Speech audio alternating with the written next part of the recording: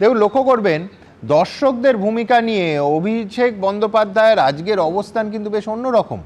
তিনি বলছেন যারা ফ্যানেদের নিরাশ করেছেন তাদের জবাবদিহি করতে হবে।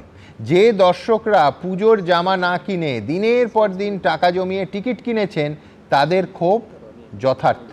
আগেই বলেছি শব্দ ব্রহ্ম, শব্দটা লক্ষ্য করবেন, যথার্থ। কিন্তু যেখানে পুলিশ দিনের পর দিন দর্শকদেরই খুঁজে খুঁজে গ্রেফতার করছে, 6 জন ইতিমধ্যে গ্রেফতার হয়েছেন, সেখানে তৃণমূলের সর্বভারতীয় সাধারণ সম্পাদক বলছেন মাঠের এই আধিক্যতার জন্য দর্শকরা নিরাশ হয়েছেন এবং ক্ষোভ যথার্থ।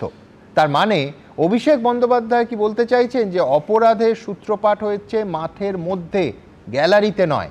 কারণটা আধিক্যতা আর ফলটা হলো ক্ষোভ। সুতরাং আমার পরের বক্তা সলিল ভট্টাচার্যের কাছে এই প্রশ্নেই তো আসবো যে সলিলদা, পুলিশ কি তাহলে এবার অভিষেক বন্দ্যোপাধ্যায়ের এই বার্তা শুনছে?